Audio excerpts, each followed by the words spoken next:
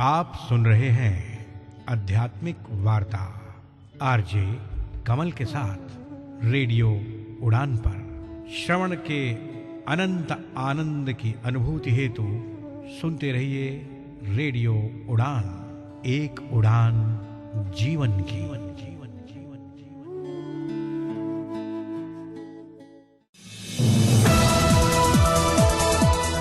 इस कार्यक्रम में भाग लेने वाले प्रतिभागियों के द्वारा दी जाने वाली जानकारी अथवा की जाने वाली चर्चा वास्तविक और काल्पनिक दोनों ही हो सकती हैं। चर्चा के दौरान किसी व्यक्ति के द्वारा दिए गए कथन एवं तथ्य के लिए कार्यक्रम के प्रस्तोता, प्रस्तुतकर्ता अथवा रेडियो स्टेशन प्रत्यक्ष या अप्रत्यक्ष रूप से जिम्मेवार नहीं है।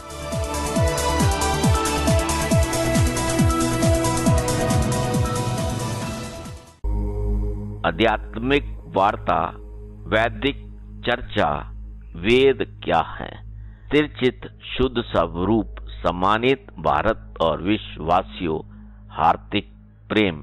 आज की इस भागती दौड़ती जिंदगी में सुकून के कुछ पल के लिए रेडियो उड़ान, एक उड़ान जीवन के माध्यम से प्रस्तुत आध्यात्मिक वार्ता के इस मंच पर एक बार फिर आपके समक्ष उपस्थित हुआ है। आपका अपना हमसफर स्वीकार कीजिए, अपने हमसफर कमल का हार्दिक अभिनंदन।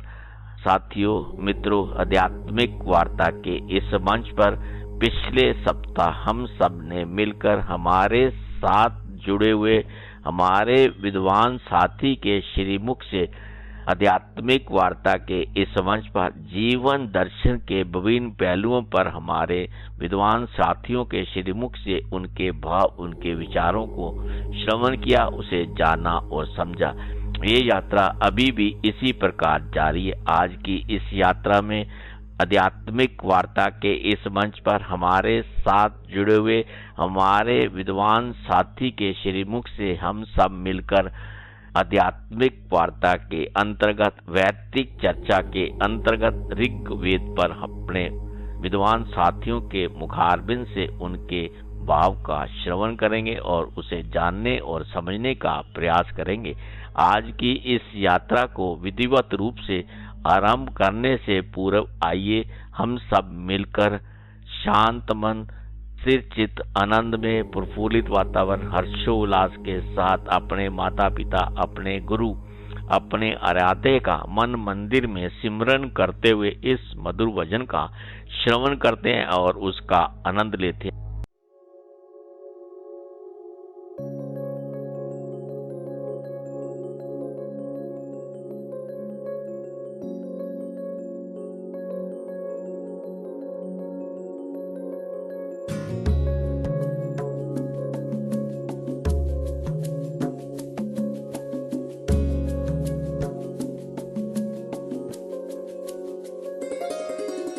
वक्रतुंड महाकाय सूर्यकोटि समप्रभ, वक्रतुंड महाकाय सूर्यकोटि समप्रभ, निर्विघ्नं कुरु मे देव सर्वकार्येषु सर्वदा।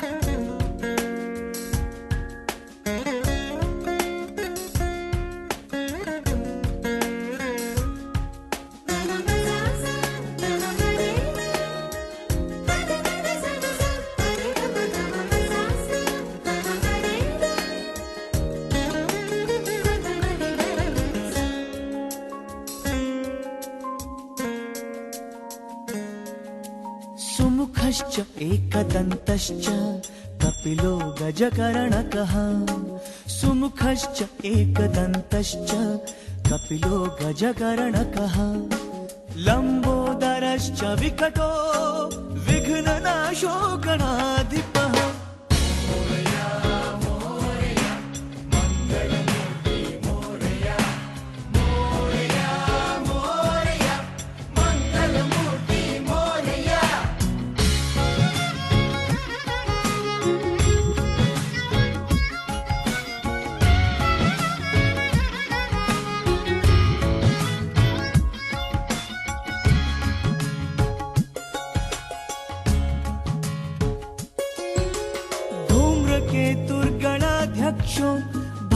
बालचन्द्रो गजाननः धूम्रकेतुर्गणाध्यक्षो बालचन्द्रो गजाननः द्वादशैतानि नामानि यः पठेत् शृणुयादपि विद्यारम्भे विवाहे च प्रवेशे निर्गमे तथा विद्यारम्भे विवाहे च प्रवेशे निर्गमे तथा संग्रामे संकटे चैव विघ्नस्तस्य न जायते।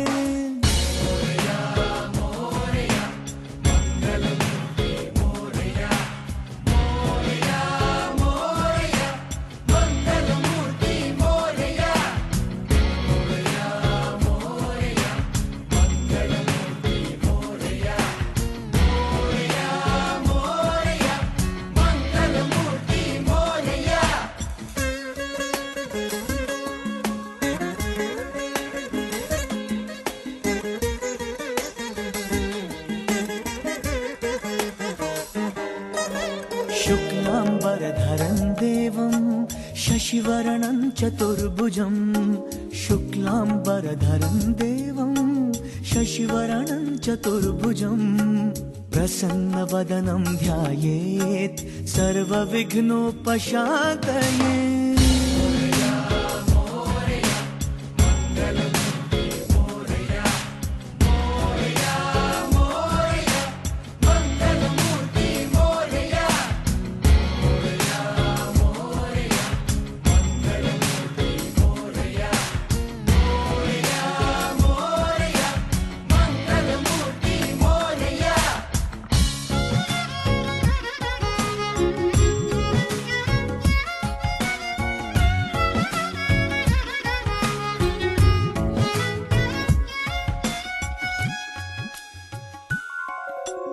नमस्तस्मै गणेशाय ब्रह्मविद्याप्रदायिने नमस्तस्मै गणेशाय ब्रह्मविद्याप्रदायिने यस्यागस्त्यायते नाम विघ्नसागरशोषणे।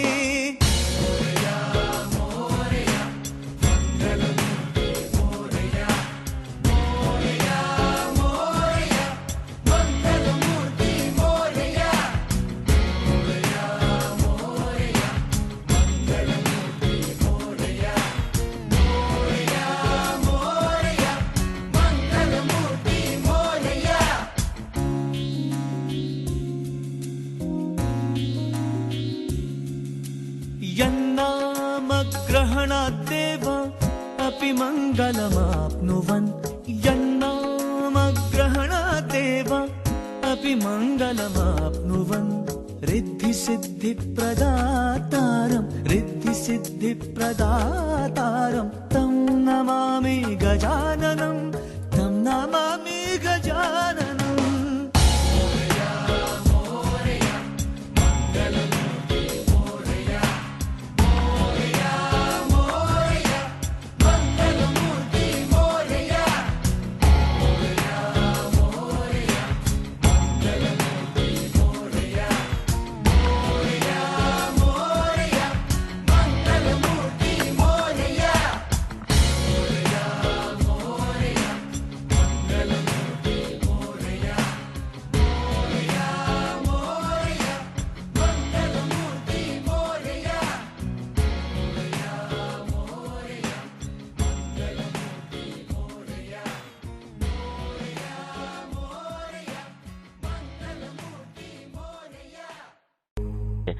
सतगुरु को समर्पित श्रद्धा सुमन के साथ आइए हम सब मिलकर आध्यात्मिक वार्ता के इस मंच पर वैदिक चर्चा के अंतर्गत अब मैं इस मंच पर आमंत्रित करना चाहूंगा हमारे विद्वान साथी मनोज वाजपेयी जी को, जो कि दिल्ली भारत से हमारे साथ जुड़े हुए हैं कि वे आध्यात्मिक वार्ता के इस मंच पर रेडियो उड़ान के श्रोताओं के साथ वेद क्या है इस पर अपने भाव और विचार हम सबके साथ साझा करें।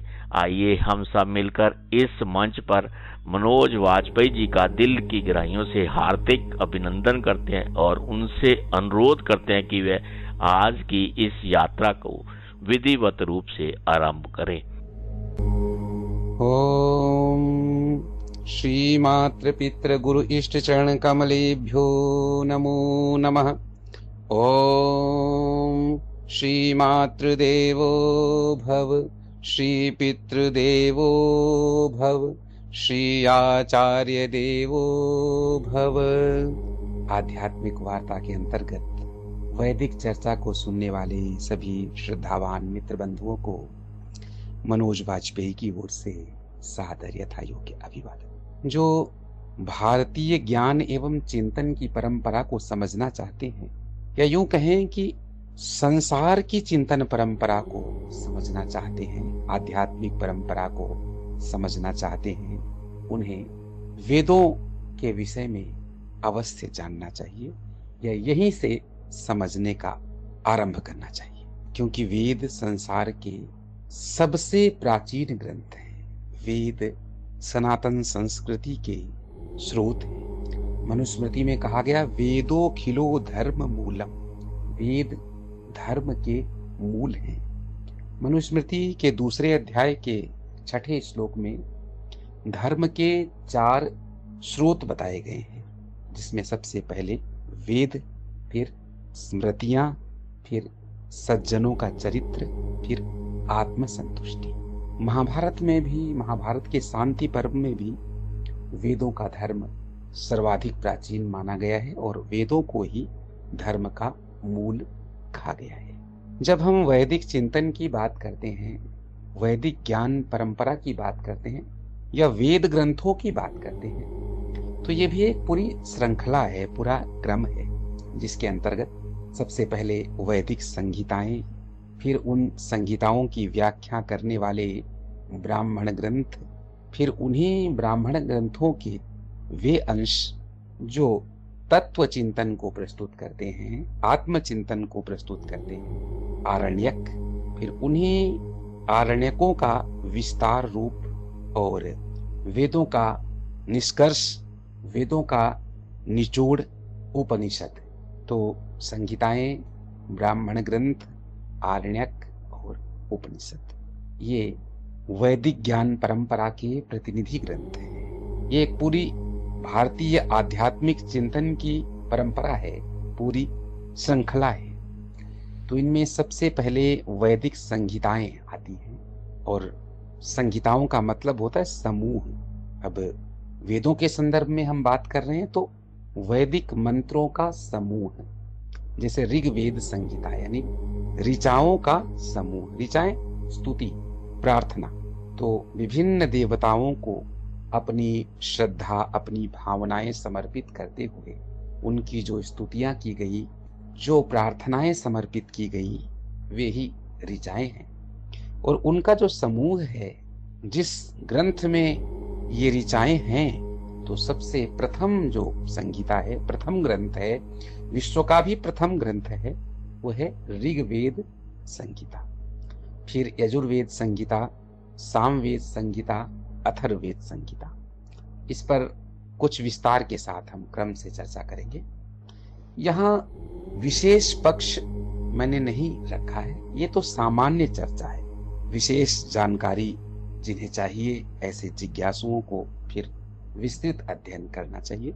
यहाँ एक जन सामान्य के मन में जो सहज प्रश्न होता है कि वेदों में क्या है, वेद क्या है, उस बिल्कुल ही सामान्य, बिल्कुल ही सतही प्रश्न का समाधान करने की कोशिश की गई है, ताकि सामान्य जानकारी सभी को मिल सके। विशेष अध्ययन के लिए तो उन्हें विशेष अनुसंधान करना चाहिए, और विशेष जो अनुसंधान इस संदर्भ में किए गए हैं उन्हें देखना चाहिए, पढ़ना चाहिए। हम सबसे पहले ऋग्वेद संहिता पर सामान्य चर्चा करते हैं। जैसा कि आप सभी जानते हैं कि ऋक है, ऋक का अर्थ है ऋचाएं, प्रार्थनाएं, स्तुतियां। तो ये स्तुतियां विभिन्न देवताओं को समर्पित है। तो इन स्तुतियों से संबंधित जो संकलन है, जो संग्रह है, वो ऋग्वेद संहिता है।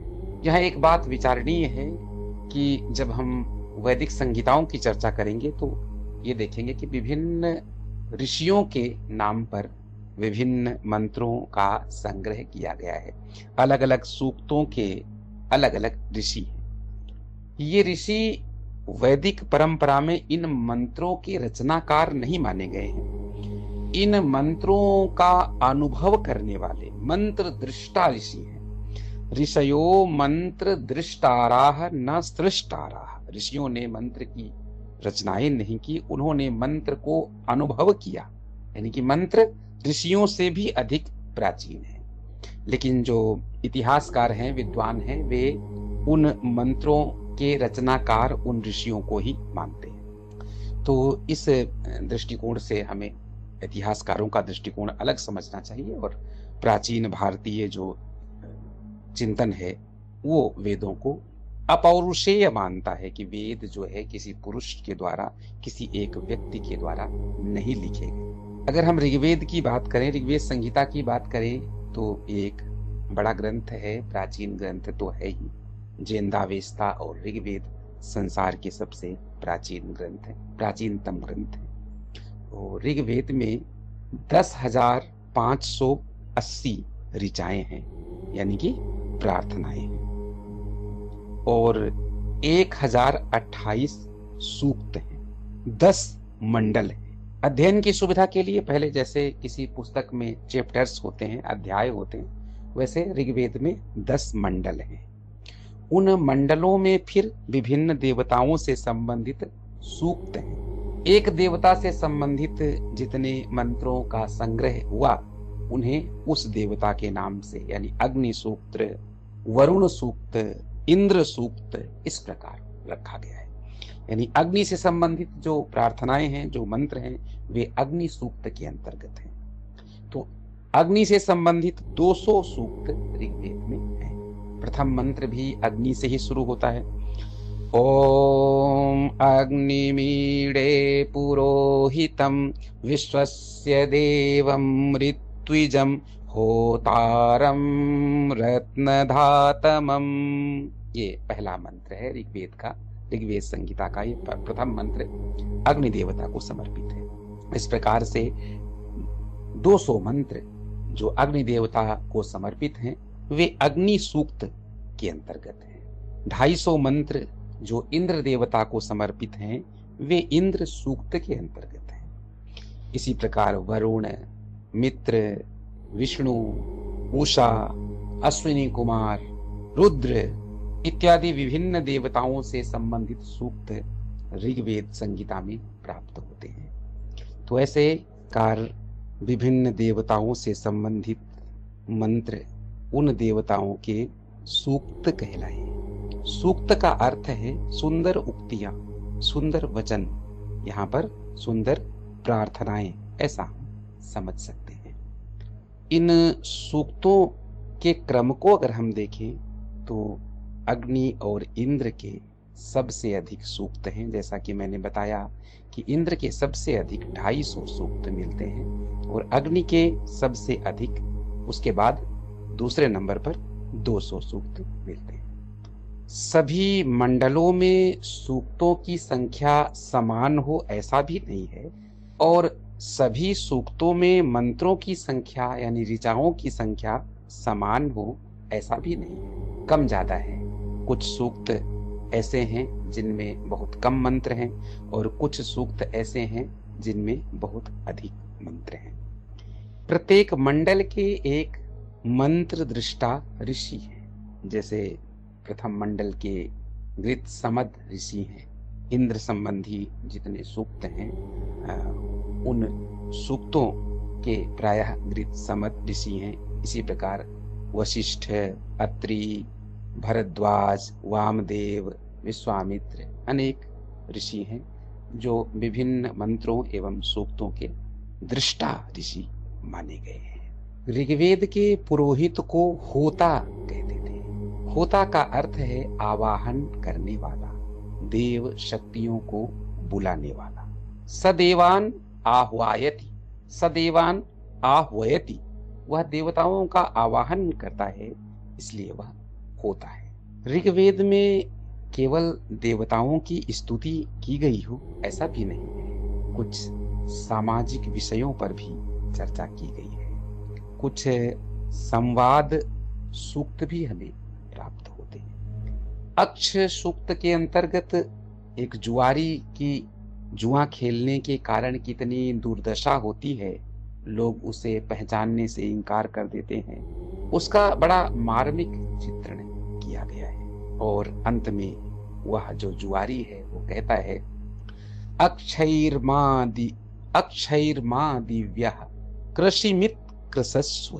पासों से मत खेलो, कृषि ही करो, उसी में सुख है, उसी में गायें हैं, उसी में संपन्नता है।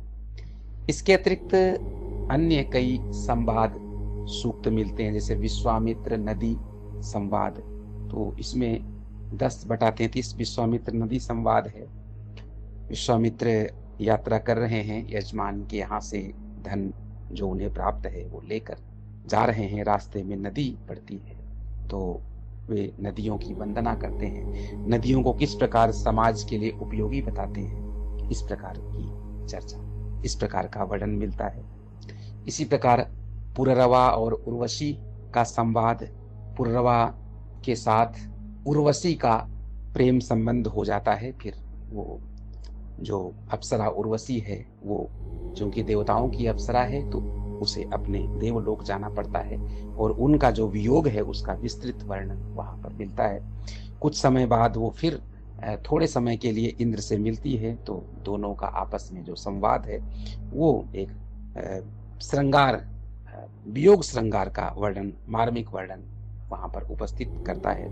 इसी प्रकार अनेक संवाद सूक्त भी हैं जिनमें राजाओं के द्वारा दिए गए दान का प्रसंग है, कहीं समाज उपयोगी वार्ता आती है, अनेक विषयों पर वार्ता हुई है, तो इस प्रकार संवाद सूक्त भी मिलते हैं। संवाद सूक्तों के अतिरिक्त कुछ संज्ञान सूक्त भी प्राप्त होते हैं, जिसमें समाज के हित का चिंतन किया गया है, जिसमें ये बताया गया है कि हमें एक साथ मिलकर सच्चे ज्ञान की उपासना करनी चाहिए, सामाजिक एकता पर बल दिया गया है।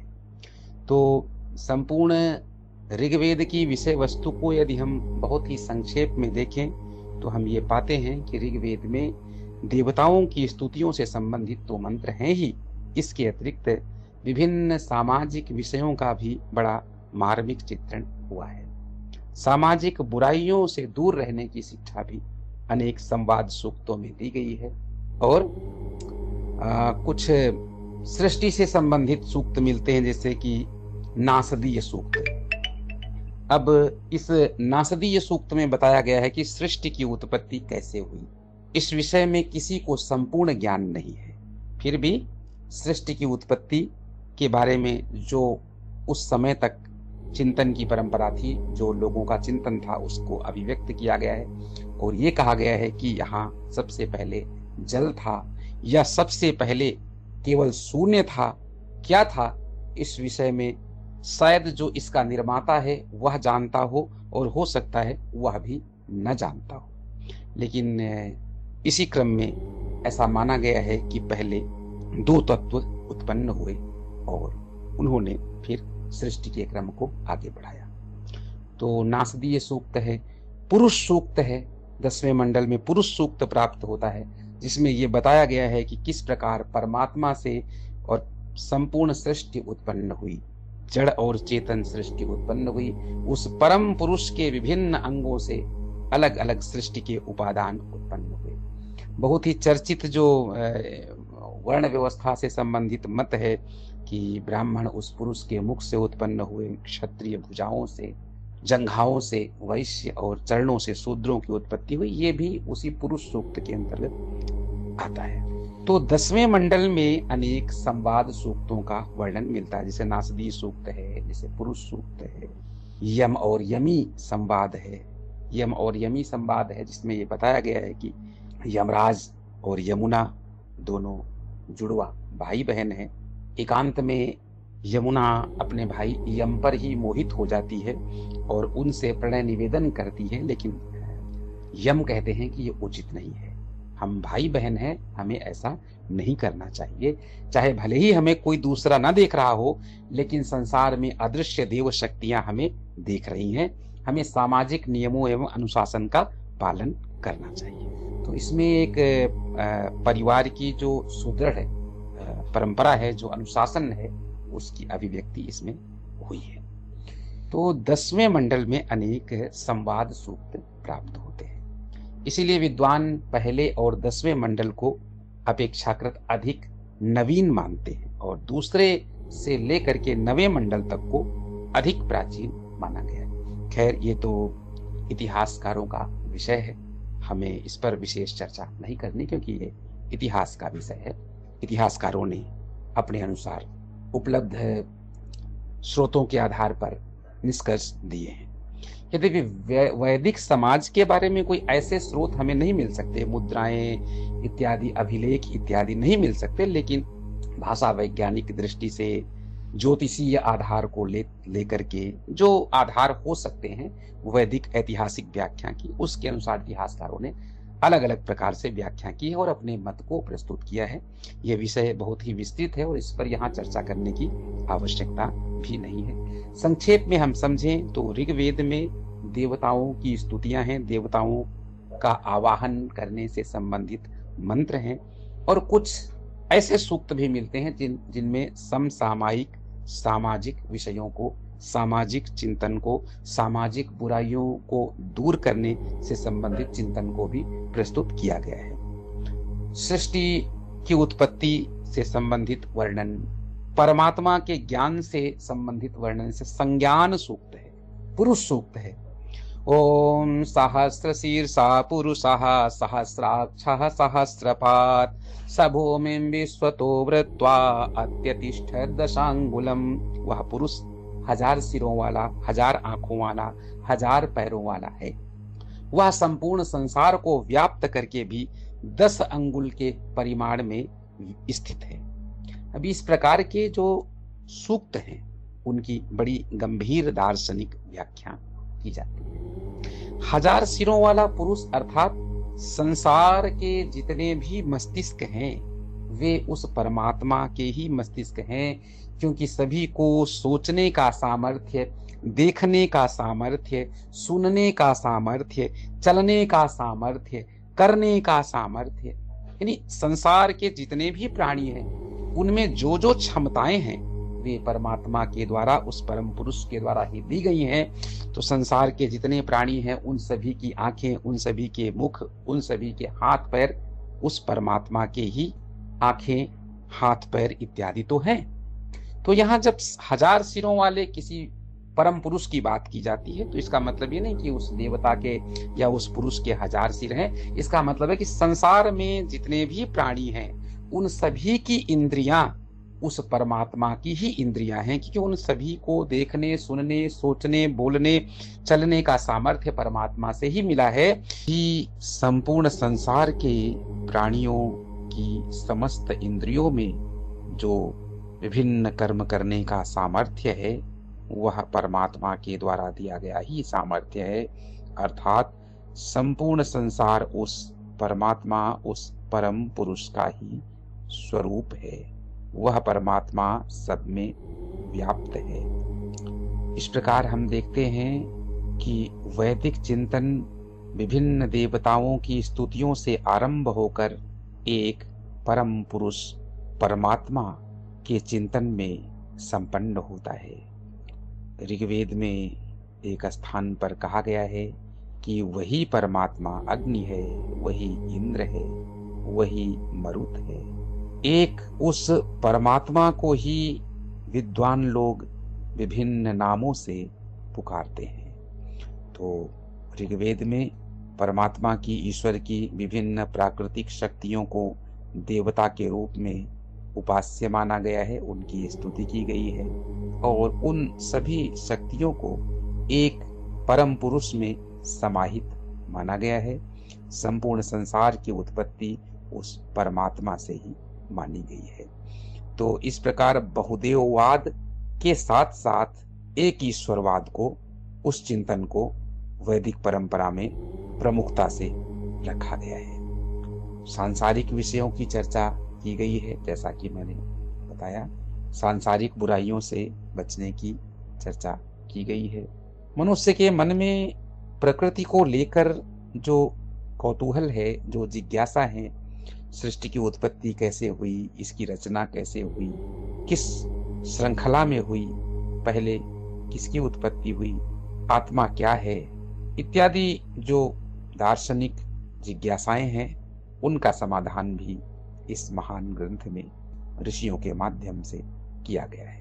इस संदर्भ में यदि सृष्टि की उत्पत्ति की ही बात करें तो नासदीय सूक्त के साथ हिरण्यगर्भ सूक्त मिलता है, जिसमें परमात्मा को स्वर्णमय अंडे के रूप में चित्रित किया गया है और यह बताया गया है कि उसी स्वर्णमय अंडे के दो भाग हुए, एक भाग पृथ्वी के रूप में और दूसरा भाग अंतरिक्ष के रूप में।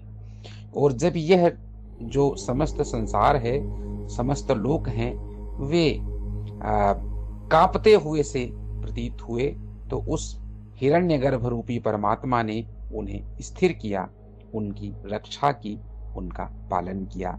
वह हिरण्यगर्भ ही है जो संसार में सबसे पहले उत्पन्न हुआ। ओम हिरण्यगर्भः समावर्तताग्रे भूतस्य जातोपतिरेक आसीत् सदाधार पृथ्वीं द्यामुतिमां कस्मै देवाय हविषा विधेम।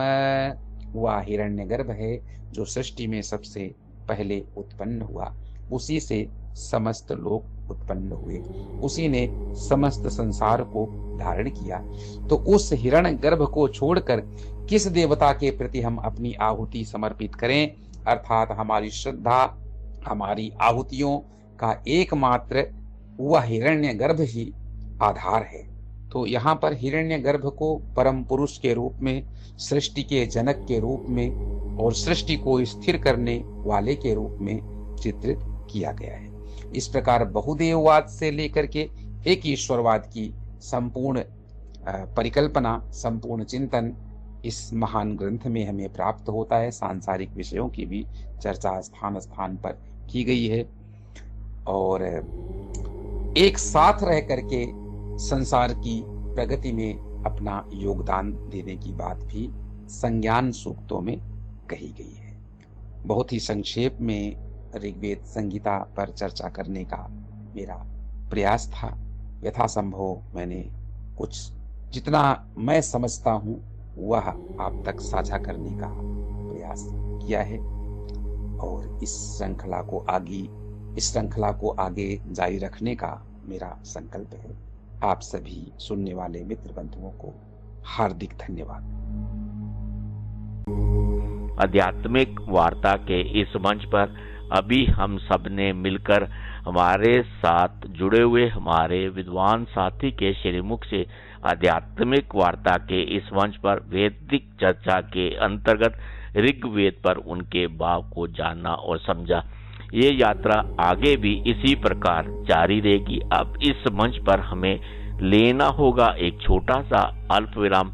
आप कहीं मत जाइए, मिलते हैं बस थोड़ी देर में इस अल्प विराम के बाद। इस अल्प विराम के उस पार भी आज की यात्रा इसी प्रकार जारी रहेगी। आप आनंद लेते रहे मधुर संगीत का। चितना धरो, चितना धरो, चितना धरो, चितना धरो, प्रभु जी मोरे अवगुण चितना धरो, प्रभु जी मोरे अवगुण चितना धरो। दया के सागर गिरधर नागर, दया के सागर गिरधर नागर, खाली पड़ी है मेरी गागर, खाली पड़ी है मेरी गागर। अमृत रस से भरो, चितना धरो, चितना धरो, चितना धरो, चितना धरो, प्रभु जी मेरे अवगुण चितना धरो, प्रभु जी मोरे अवगुण चितना धरो।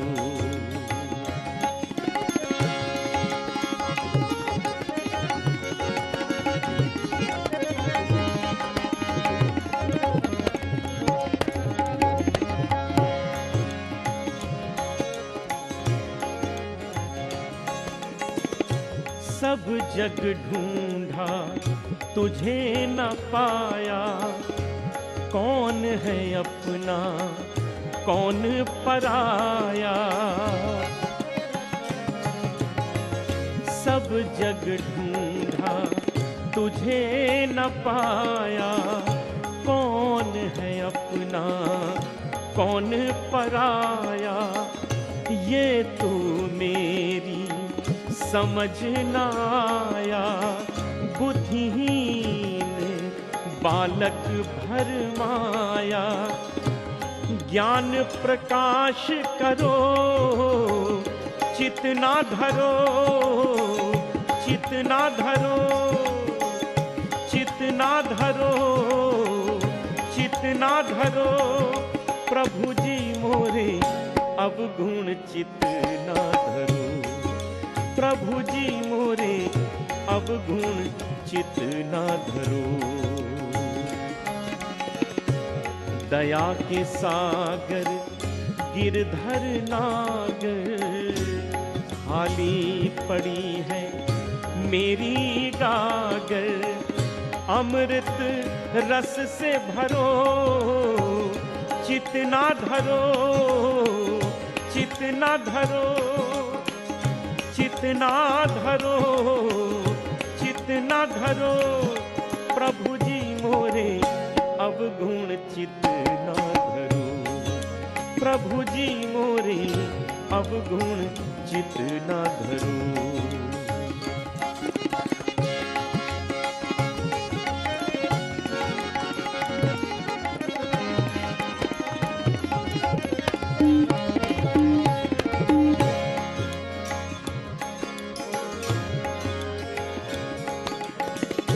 तू ही तो है मीत हमारा, मैंने प्रभु जी तुमको पुकारा। तू ही तो है मीत हमारा, मैंने प्रभु जी तुमको पुकारा। खाली झोली प्रभु जी मेरी, दे दो भिक्षा करो न देरी। करुणा हाथ धरो चितना धरो, चितना धरो, चितना धरो, चितना धरो।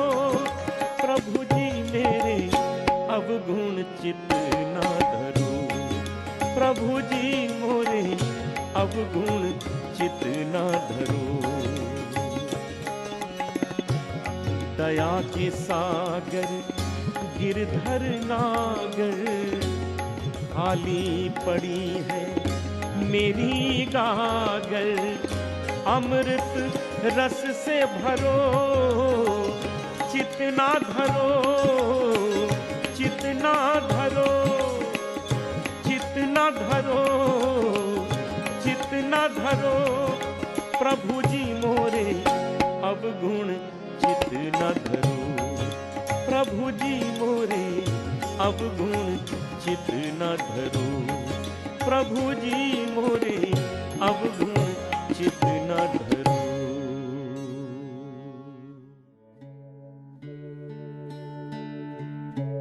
आप सुन रहे हैं आध्यात्मिक वार्ता आरजे कमल के साथ रेडियो उड़ान पर। श्रवण के अनंत आनंद की अनुभूति हेतु सुनते रहिए रेडियो उड़ान, एक उड़ान जीवन की।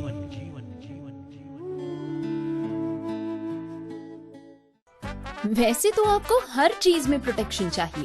धूप में निकलने से पहले सनस्क्रीन के साथ रेडी होते हो, क्रिकेट खेलने से पहले नी पैड्स लगा लेते हो और सोने से पहले मच्छरदानी लगा के सोते हो। तो फिर बात जब हाथों के जर्म्स की हो तब प्रोटेक्शन गायब क्यों? इसीलिए सैवलॉन स्वस्थ इंडिया कहता है, अगर जर्म्स और बीमारियों से रखनी हो दूरी, खाने से पहले हैंड वॉश जरूरी। क्या आप डिसेबिलिटी के बारे में सटीक और विश्वसनीय जानकारी जानना चाहते हैं? तो विजिट करें disability.390.org। ये वेबसाइट एक ऐसा मंच है जहां आपके सवालों को मिलेंगे विशेषज्ञों से उत्तर। आपको मिलेंगे सेल्फ एडवोकेसी की प्रेरणादायक कहानियों के वीडियोस। इतना ही नहीं, engaging games, valuable resources, inclusive music video और ढेर सारी ऑथेंटिक इंफॉर्मेशन। दिव्यांगता से जुड़े अपने सवालों के जवाब खोजिए, अपनी क्यूरियोसिटी को एक्सप्लोर कीजिए वेबसाइट पर डाइविंग डीप सेगमेंट के साथ। तो देर किस बात की, आज ही विजिट करें disability.trinayani.org और disability.390 के साथ मिलकर बनाए समावेशी समाज। मेरे लिए बैंकिंग हमेशा से चैलेंज रहा है। मैं तो अपने भाइयों को ही भेज देती थी बैंक मेरा काम करवाने के लिए। और जब कहीं पैसों की जरूरत हो तो हमेशा किसी का साथ रहना जरूरी हो जाता था। लेकिन जब से यूनियन बैंक ऑफ इंडिया में अकाउंट एक्टिवेट कराया है, अपनी बैंकिंग मैं खुद करती हूँ, यूनियन स्पर्श डेबिट कार्ड के साथ। इसका खास डिजाइन, जैसे कि साइड में नॉच और लेटर यू जो कि ब्रेल में एम्बॉस किया गया है, हमेशा मुझे बैंकिंग के करीब रखता है। इसकी एक खास बात बताऊं? इसमें है अपनेपन का स्पर्श। अपनेपन का स्पर्श।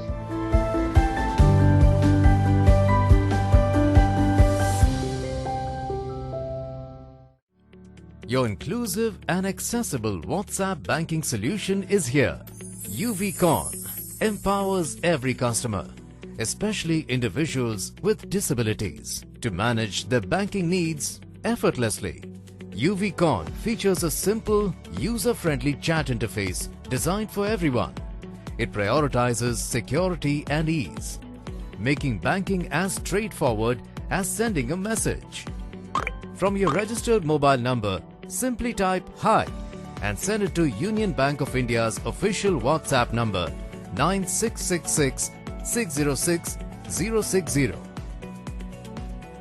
Select your preferred language for a personalized and inclusive experience. Follow simple steps to register. Authenticate with an OTP. Set your MPIN and TPIN in the directed browser window. And that's it. Your registration is complete. To start banking with UVCon, type "Hi", authenticate with your MPIN. Click on Resume to UVCon to return to WhatsApp Messenger. An easy-to-navigate menu is featured with the following services: account services, government and tax services, debit card services, credit card services, check services, loan services, and many more. 66 services are available in total. Union Bank of India is proud to offer a dedicated menu category within UVCon for customers with disabilities. Access specialized support by connecting with our disability support team. Scan the QR code below to start enjoying UVCon WhatsApp banking services today. Union Bank of India is committed to making banking accessible for everyone. With UVCon, inclusive banking is just a message away. Experience the ease and convenience of modern banking today.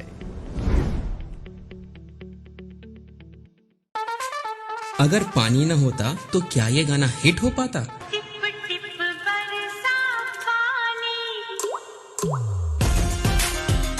अगर पानी ना होता तो वीरू किसकी टंकी पे चढ़ता?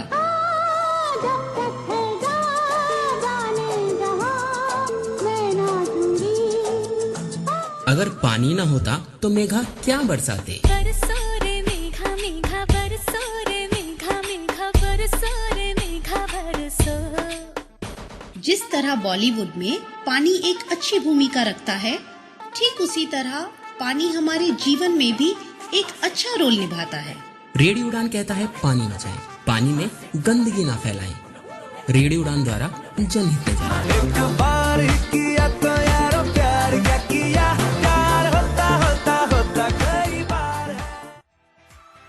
जब खबर हो पक्की तो तहलका तो मचेगा।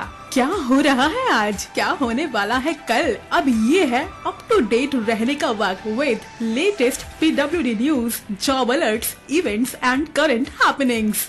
साथ ही साथ जानिए विभिन्न NGOs के बारे में जो कार्यरत हैं PWD वेलफेयर के लिए। Only with Gauri Kuber in the show community colours, जो कि प्रसारित किया जाएगा शुक्रवार रात 9 बजे एवं शनिवार शाम 4 बजे। सुनना बिल्कुल ना भूलिएगा।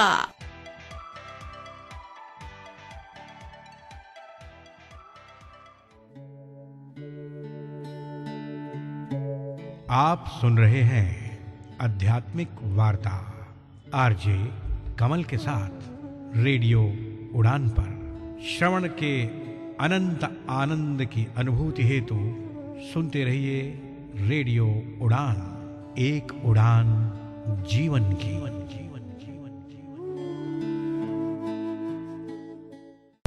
अल्प विराम के बाद आध्यात्मिक वार्ता के इस मंच पर वैदिक चर्चा के अंतर्गत एक बार फिर से आप सभी सम्मानित भारत और विश्ववासियों का दिल की गहराइयों से हार्दिक अभिनंदन।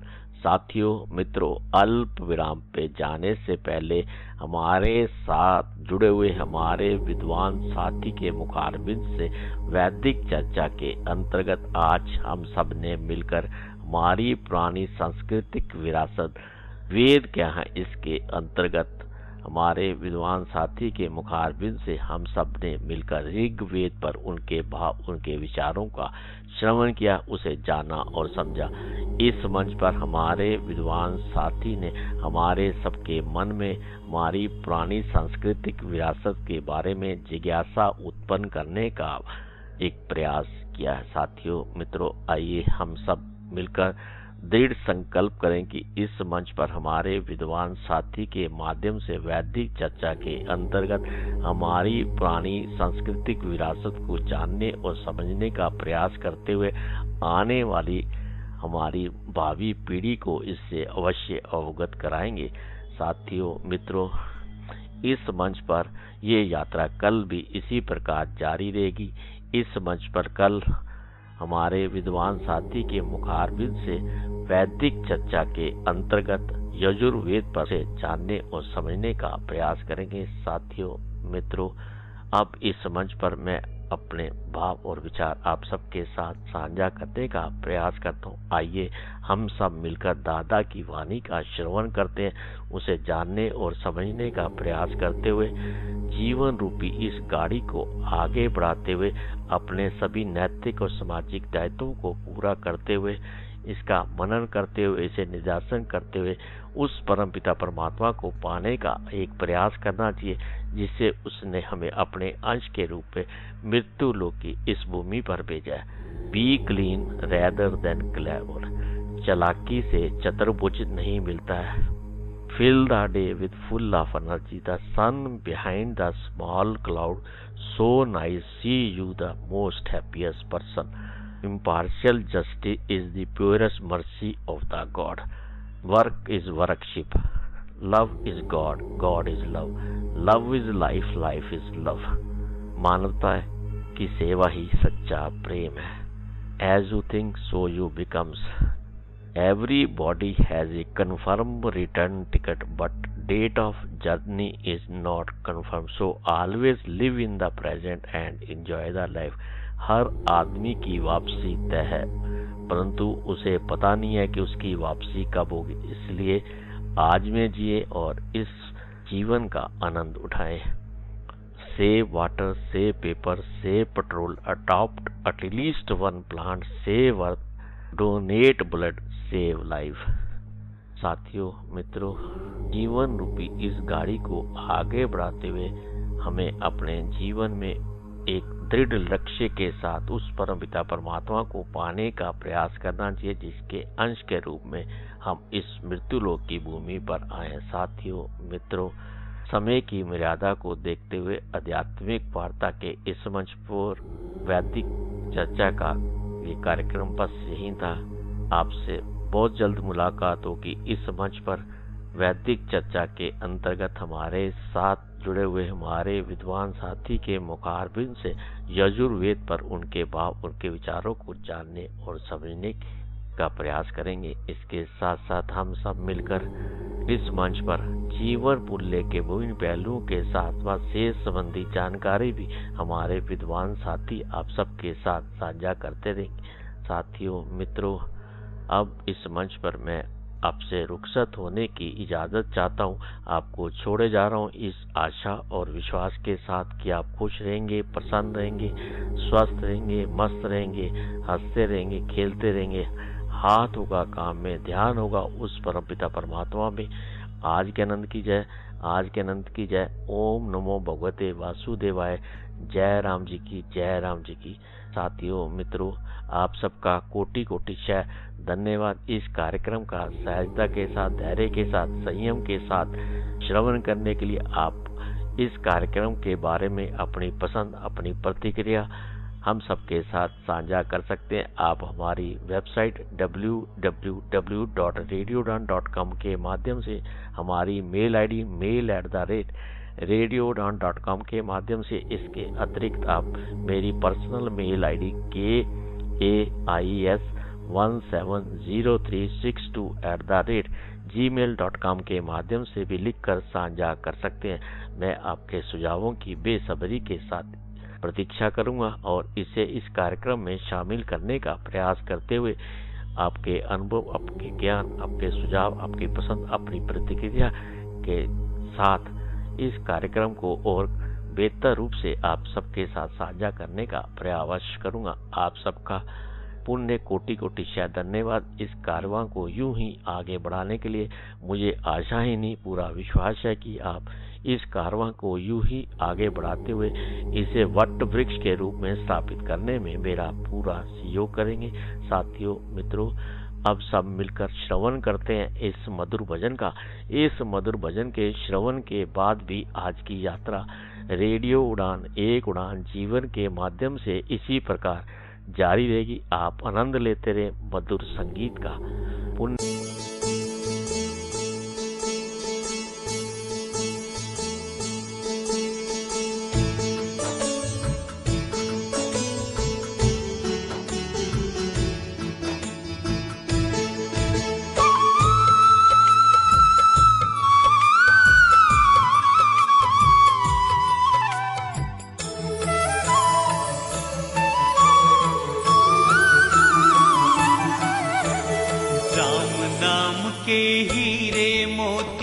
संत बिखेरे गली गली, राम नाम के हीरे मोती संत बिखेरे गली गली।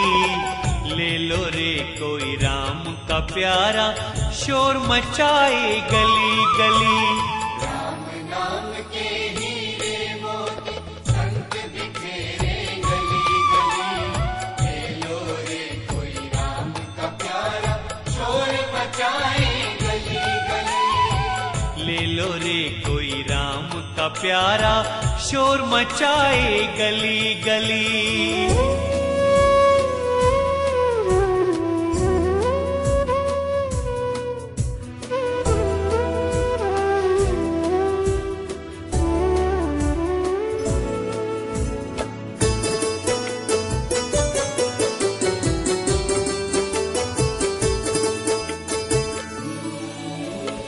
माया के दीवानों सुन लो,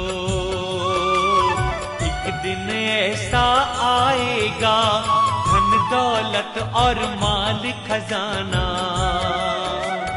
पड़ा यहीं रह जाएगा, यहीं रह जाएगा। सुंदर काया माटी होगी, सुंदर काया माटी होगी, चर्चा होगी गली गली। ले लो रे कोई राम का प्यारा, शोर मचाए गली गली। हाँ, शोर मचाए गली गली।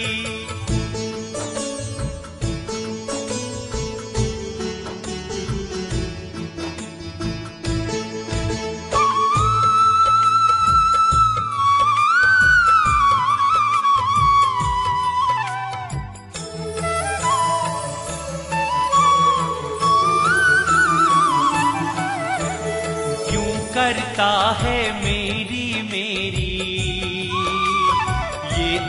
तेरा मकान नहीं, झूठे जग में फंसा हुआ है। वो सच्चा इंसान नहीं, वो सच्चा इंसान नहीं। जग का मेला 2 दिन का है, जग का मेला 2 दिन का है, अंत में होगी चला चली। ले लो रे कोई राम का प्यारा, शोर मचाए गली गली, हाँ शोर मचाए गली गली।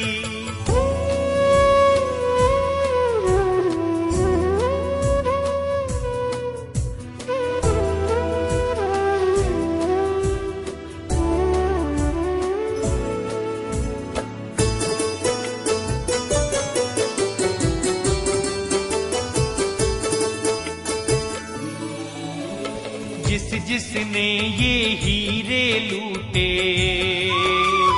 वो तो माला माल हुए, धन दौलत के बने पुजारी,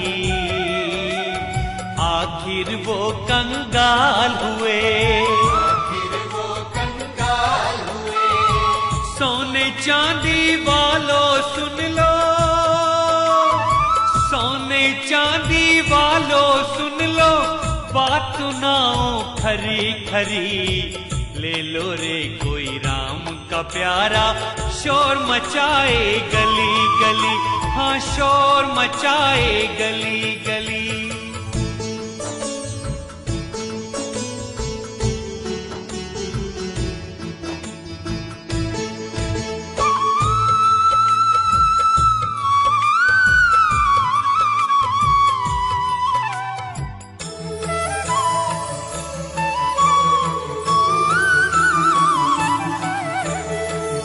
दुनिया को कब तक पगले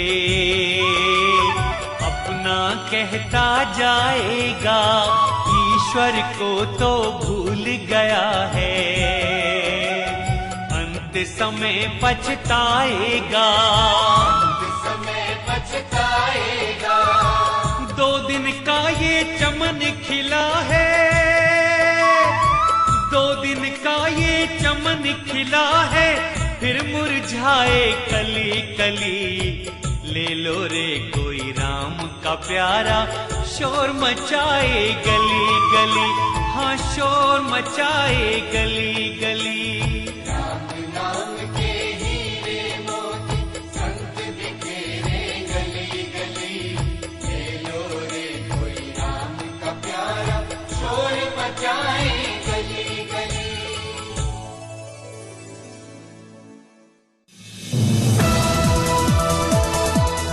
इस कार्यक्रम में भाग लेने वाले प्रतिभागियों के द्वारा दी जाने वाली जानकारी अथवा की जाने वाली चर्चा वास्तविक और काल्पनिक दोनों ही हो सकती हैं। चर्चा के दौरान किसी व्यक्ति के द्वारा दिए गए कथन एवं तथ्य के लिए कार्यक्रम के प्रस्तोता, प्रस्तुतकर्ता अथवा रेडियो स्टेशन प्रत्यक्ष या अप्रत्यक्ष रूप से जिम्मेवार नहीं है।